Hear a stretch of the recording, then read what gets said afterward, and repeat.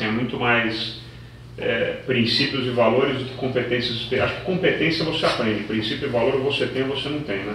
Então para falar do clichê assim, mas a cultura do dono, né? Você agir como dono, em qualquer negócio que você for fazer, você pensar como se você estivesse tomando conta da sua própria pipoca ou da sua própria casa, sempre ajuda. Então busca pela excelência, agir como dono, insatisfação constante, buscando o tempo todo sempre fazer o melhor.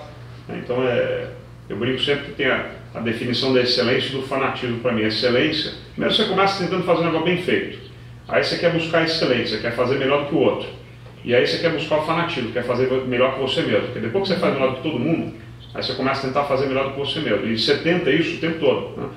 Então que nem joguinho de videogame, né? Você tem um carrinho lá, tem gente que joga videogame, aquele carrinho é o fantasminha, depois que você faz a melhor volta, aí tem um fantasminha que você vai seguindo ele, que é você mesmo, né?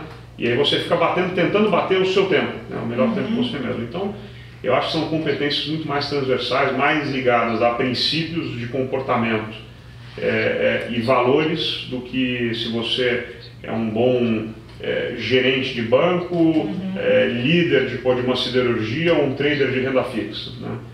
Acho que se aprende, isso é mais fácil, né? Então, acredito mais nas matrizes, né? Do que numa competência específica. Legal. E acho que é uma coisa que te permite flexibilidade em mudar na vida, né? Então, se você ficar especialista de uma coisa e só especialista daquela tarefa, primeiro você está sempre correndo o risco de ser substituído por alguém ou por uma tecnologia, né? E segundo, vão aparecer oportunidades na tua vida em que você não pode tentar ir atrás delas, né? Então é óbvio que você saber fazer muito bem feito aquilo que você está fazendo, acho que é uma virtude, é uma competência, mas você planejar, para mim, pelo menos na minha visão, e você ser um especialista absoluto em uma tarefa exclusiva, talvez seja o melhor do mundo, mas você vai ficar limitado a só fazer aquilo, né? O grau de liberdade e as alternativas do que você pode fazer ficam bastante limitadas.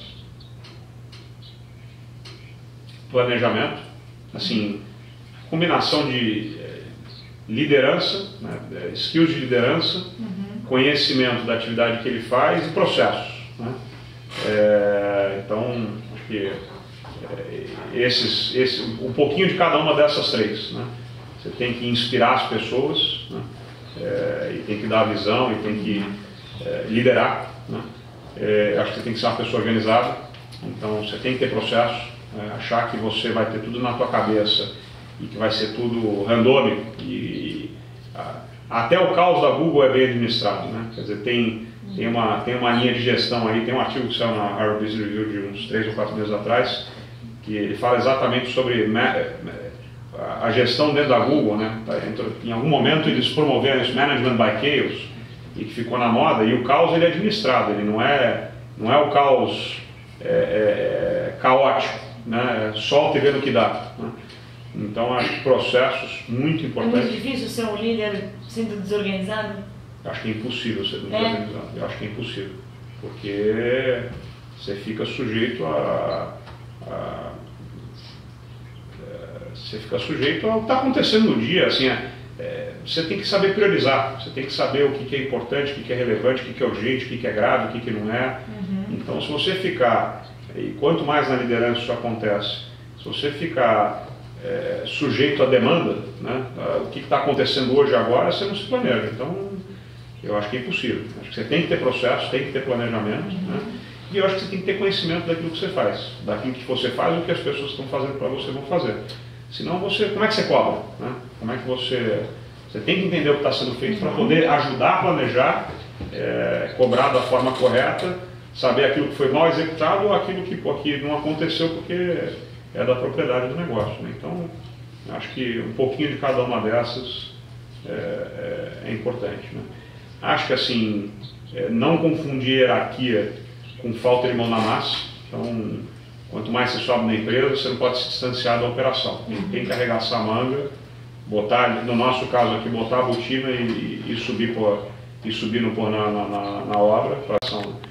Tem que ouvir, né? Então, acho que uma coisa que, quanto mais você vai, tem que instigar as pessoas a falarem, né?